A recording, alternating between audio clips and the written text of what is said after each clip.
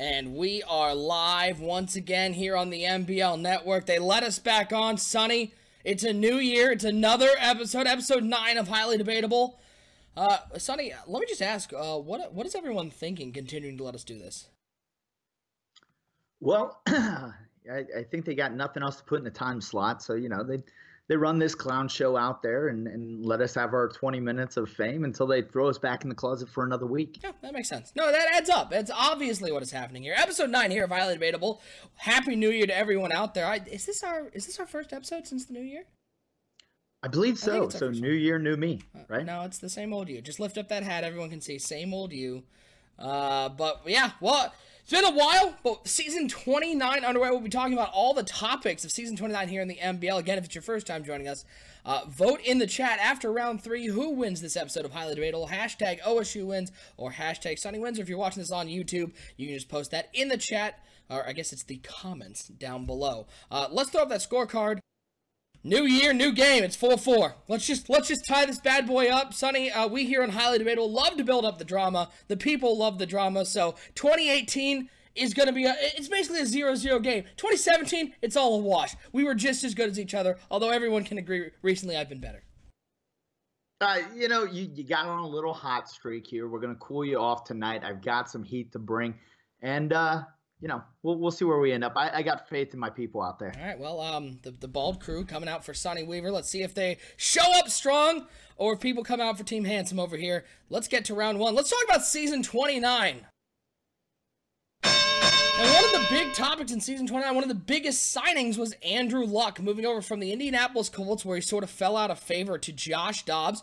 Now over with the Baltimore Ravens. 6 years, $165 million. Question we have here is Andrew Luck the savior? Is Andrew Luck going to bring the Baltimore Ravens from the brinks of the basement of the AFC North, and are they going to become a better team with Andrew Luck? I'll go first. I saw Andrew Luck play in Indianapolis a lot, and I don't know how much of it was Andrew Luck wasn't a good player. Management didn't.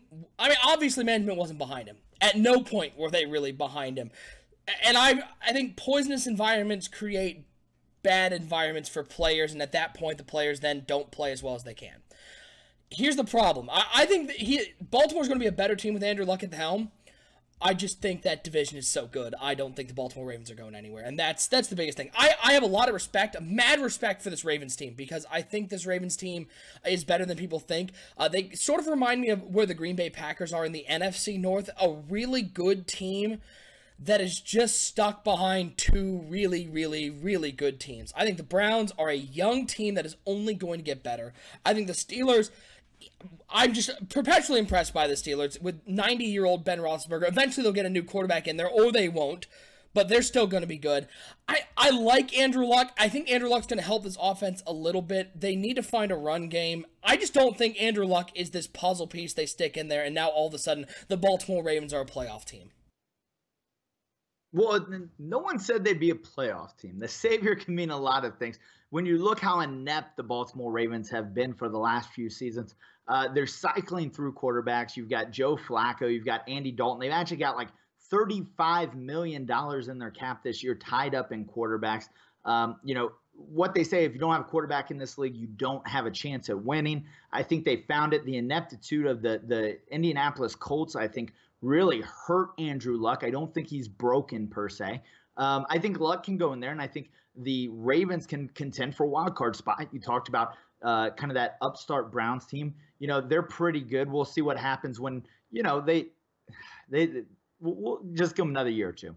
They've got you're not on the Browns are a top 5 team train yet? Hashtag nope, top 5? Nope, not yet. But you know what I'll say is, they got a lot of big re-signings coming up here. So we'll see what kind of team they can keep together. Obviously, the Pittsburgh Steelers are good. But Andrew Luck in that Baltimore Ravens team, I think he can take that offense and he can put them at the top half of the league. And that's really what they got to do, is they've got to get to the top half of the league. So if we're saying Andrew Luck, the savior, is in, they're going to go win a title, no, that's reserved for very few elite owners anyways. And I don't think any quarterback or any people there are actually going to help the Ravens win. I think it is what it is with that organization. But I do think that Andrew Luck can come in there and he can get that team into playoff contention. Just look 2 seasons ago, they were right there on the footstep there of getting into the playoffs. I think they can do it here. I mean, again, I have a lot of respect for this Ravens team. I think this Ravens team is better than a lot of people think it is. Here's the thing. They play in a division where I mean, no matter who is at the helm, I think right now it's 4 losses in the division. I think the other problem is, and Sonny, I think you'd agree, the AFC is way more stacked than the NFC. So fighting for that second wild card, I mean, again, for the foreseeable future, you've got 2 teams in the AFC North, both going to be playoff teams, unless we see a big drop-off. So that's one wild card spot. So it's the Ravens fighting for a wild card spot with the second-place team in the AFC West and the third-place team in the AFC West, because let's not forget the Kansas City Chiefs. They've been in that 7-9, 8-8 range the last couple of seasons. The second-place team in the AFC East, we've seen the Bills and the Jets both be at 500 and a little better. In the AFC South, you've got then whoever finishes second there, which obviously will be the Tennessee Titans. No, the Titans and the Jaguars both are better teams, and who knows what's going on now with the Colts with Josh Dobbs. There are so many good teams in the AFC. I like this Ravens team a lot. I think they just need to get. They're 2 or 3 pieces away from being a contending team. I don't see that running game being this overwhelming thing. Biggest thing, I don't see this defense stopping a whole lot, and that's where I think they need help. They can get it in the next couple of drafts. They can get it in free agency. I just don't think Andrew Luck is the answer that gets them into playoffs in a very difficult AFC. Well, let's go ahead and just hit you with some facts. Thank my man JY out there for helping me out. You know, Baltimore just got a win over Cleveland, so they won't go 0-4 against Cleveland and against Pittsburgh. You know, they're at least getting 1 win. Baltimore went 9-7. Zach Moore in the chat saying, one. I'm suspended, JY. Baltimore went 9-7 season 1 with those 4 losses between Pittsburgh and Cleveland. They've already got 1 win. They can get to 10-6. You know what? Those Jacksonville Jaguars almost made the playoffs last year. So let's not get too high on the AFC wild card. I just think it will they be in contention? No. I think this team is going to be a 7-9, 6-10 team. They'll be a top 12 pick. Maybe next year they might be better, depending on what happens with Cleveland, depending on what happens with Pittsburgh. They may get better, but that's just it's a tough division to play in a tough conference. And they're 1-0 in the division. Next round. I'm just whatever. I'm watching Z-Star in the chat, and I just laugh. Round 2, let's talk about the Chicago Bears, Sonny. I think everybody agrees Bears were the big winners in the draft. Picking up 2 great players, Fisher Fort. I mean, what a guy. 6'6", 235, 93 speed. Then they pick up Cedric Slade on the defensive line, and this guy, 80 overall, 92 strength, 84 power move. These are 2 of the best players in the draft. They both went to the same team.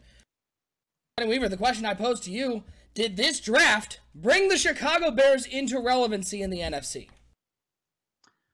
Well, let's kind of look back at your argument here for the Baltimore Ravens just, a couple seconds ago.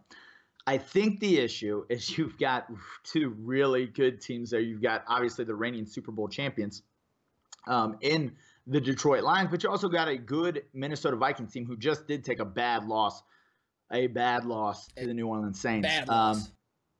No shot to the New Orleans Saints, but they got beat. Big L. Shout out to Hop.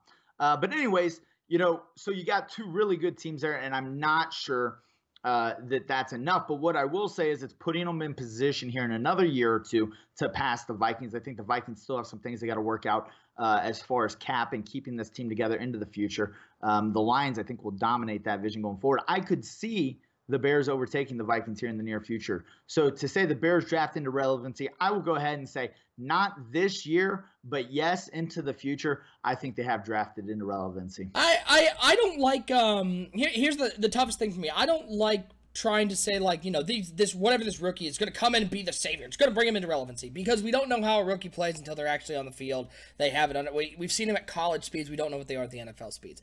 I think this absolutely brought them into relevancy.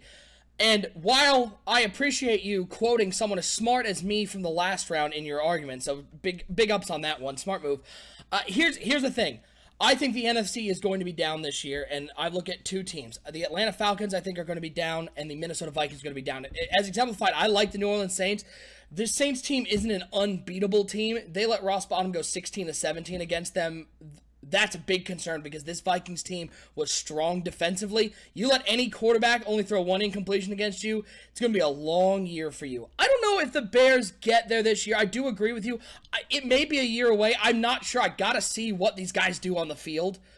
But you give a weapon on the offensive side like Fisher Fort with Jordan Howard. I like this team a lot. I think they are going to be in contention for that second wild card, especially because there's one division out there that is only getting one team, and they're not going to be competing for a wild card. NFC West, thanks for being out there.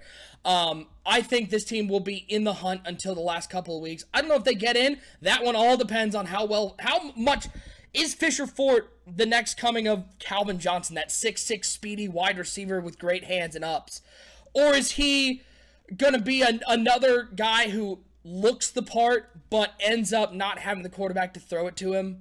I don't know that, but I think the Bears, they've been decent in the past couple of years. They play in a tough division. I just think the Vikings are going to take a fall back. The Falcons are taking a fall back. The NFC West is the NFC West. They're going to be fighting for a playoff spot till the end. Well, I'd agree with you, but I think the schedule there is a little tough for them. The AFC South definitely has some tough teams in them. They're not going to hit the meat of their schedule there till late in the year, I think. But they've got a tough run coming up. They got the Saints, the Panthers, the Lions, the Vikings. I mean, they're going to hit a pretty good stretch there. Then they get the Falcons, Texans, which I think they take both those games. But coming out of their bye week, they come back out and they're going to get Lions, Vikings, Titans. Shout out to the Titans late. I think they're probably an 8-8 team this year. I think with a better schedule next year, maybe they get that NFC West bump next season. I think that's where you're going to see the Bears explode. I'm not sure it happens this year, but Fisher Ford is an unbelievable talent, and Slade's not. Center Slade will be really good on the line. I just think that with the drop, the Vikings were one of those wild card teams. The second wild card team came out of that NFC South. I think with that Vikings and that wild card hunt dropping back, I think the Bears sort of slide in there in that wild card spot. They slide right in there. I don't know if they make it. It all depends on what Fisher Fort does, because we know Cedric Slade's cool, but the big question for the Bears is offensively. We'll see what Fisher Fort is. Let's go to round 3. And in round 3, as you can see, our first edition of the MBL Power Rankings. Let's talk about surprises, Sonny Weaver. This one very open, good or bad. Last season, let's not forget, you picked the 49ers, number 9 here in the Power Rankings, to win that terrible NFC West. Didn't quite pull that one off. I was a year early. Whatever you say. All right, I'm gonna go first, and I'm gonna go with a surprise. And let me start with, I have a lot of respect for this team, and I think they're a good team. I think my surprise will be the Jacksonville Jaguars will be back in the top 8 picks this year, and here's why. And I know that makes Sonny happy, and I don't like doing it, but here's why. Sonny, as you know, the 2 divisions that the AFC South got this year are the NFC North and the AFC North. That is a brutal schedule in terms of divisions you play front to back. You add in the fact that you've got to play the Tennessee Titans twice a year. You got to play the Colts, who will be better because, if for no reason other than, I know they're facing a lot of injuries, but Josh Dobbs is technically healthy and they like him a lot. And the Texans team, I think, will be much improved from last year under new ownership. And then you add in the fact that it's just the nature of how it works. When you finish second place in the division, you have a tougher schedule. You got to play those second place teams across your own conference. It's a hard schedule. It's a real tough playing those 2 divisions in this same season. I love this Jaguars team. I think this Jaguars team is very good. I think this Jaguars team is going to have a chance to compete in divisions when they don't have this schedule. And that Jaguars proved it last year. They had a lot of great wins. And by great wins, I mean they beat the Colts twice. I mean, cool. They're gonna get a new player in the draft. They lost a lot of players in free agency. Got rid of those big players like Calais Campbell, no longer there. They're gonna get back in the top 8. They're gonna get a real good talent there. And then with a 3rd place or I'm not going to say 4th place, but 3rd or 4th place, possibly division schedule, and not having to play the AFC North and the NFC North next year, they'll be back in the playoffs. I think, and back in the playoffs, I mean in the playoffs for the first time. Well, that was interesting. I'm not sure I'd call it much of a surprise to see the Jacksonville Jaguars back in the top 10, but let's go ahead and go a little different. I'm calling out the bounce back season. And I hate to say it, but I'm going to go with the New England Patriots, and here is why. New England Patriots are going to get that third place schedule in an already relatively weak division there. The Dolphins, the Bills, the Jets, not the strongest division, but they get the NFC West. So they get that NFC West schedule bump. So you're going to steal a couple wins there. Now, I'll tell you, the AFC West, they got to play them, and that's not too bad. But I think that NFC West bump, they're going to win some division games. They get the third place schedule to go with it. They're going to get, their 10 to 12 wins in there. They're going to be back in the playoffs, wild card or division. It doesn't matter. So watch out for the Patriots on a bounce back year. I really think coming off that year last year, they're going to be kind of a sleeper that people are going to look past. They're only a couple years removed from being a pretty stout team. They were in the Super Bowl. They were in the Super Bowl not that long ago. As I just pulled it up, Sonny Weaver, who repeatedly berates me for taking easy selections, go with the bold move of taking the number 10 in the MBL power rankings to make the playoff. Wow, slow down on that one. You took a guy who literally had top 5 picks like 90% of his time, and was the most improved owner last year. I think he's going to go back to being top 5. You're telling me a leopard can't change his spots. That's what you're telling me? Oh my God, I did not expect that. Sonny Weaver picking the team that finished the season as one of the hottest teams, winning 6 of their last 8 games, having a great draft, number 10 in the power rankings in a terrible division, playing the NFC West, and goes, guess what? They're going to win games. Sonny Weaver, up top, was that 49ers pick scared you from making anything bold? No, I took the most improved owner from last year, a team that really showed up a lot of real close games with good teams, including against your Tennessee Titans. They got blown out by 30 points. What are you talking about? What about that first game? No, you're nuts. So we just don't count the games that he played close against the Titans in a game. He played close in a lot of those games that he lost. He lost to the Oakland Raiders, who were my team and in the playoffs, by a touchdown, and was named most improved owner. I'm just saying they're going to be back in the top 8 with their schedule. Sonny Weaver taking a team I think most people agree are going to be a good team. Sonny Weaver, do you have any other surprises? Pittsburgh Steelers going to be pretty good this year? Going to pick them? Lions? Anyone? Yeah, so basically what you're saying is a guy who had one good year is a surprise versus a guy who had one bad year. That's not a surprise. Interesting theory. Here's where I'm going to go ahead and differentiate from you. The New England Patriots, people have been talking about the demise. Me and you actually on this show 2 seasons ago, or excuse me, probably at the beginning of last year, talked about the demise of the New England Patriots, that the Bills were going to own that division. You agreed with me. You agreed with me and said they're going to own this division for years to come. It's shaping up that way. But I'm reversing course. I will admit I was wrong then. The Patriots reclaim the division. They win the division. They're going to be a top 2 seed in the AFC. Sonny Weaver taking that bold pick of taking an 8-8 team that won 6 of their last 8 games to win a division that was won by a 9-7 team. Sonny, you continue to impress me with your brazenness over there. You're as brazen as you are bald. Let's go to shoutouts.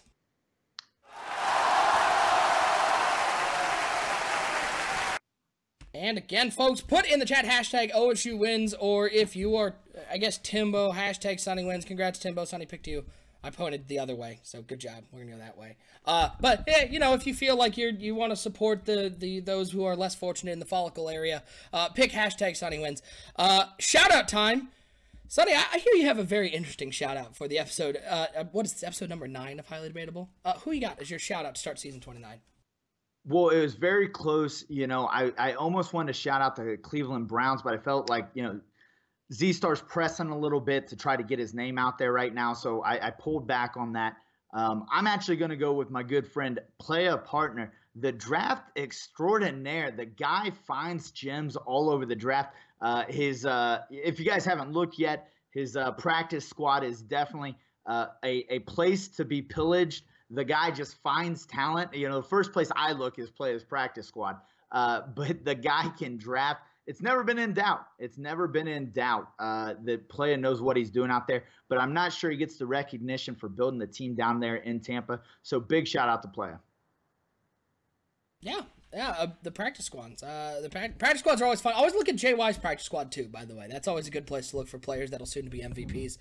My shout out, and it is, as I do my shout out, I like to be nice to my shout-outs, and I also like to, just a little poke. So I got to give a big shout-out, first of all, to our Bleacher Report team.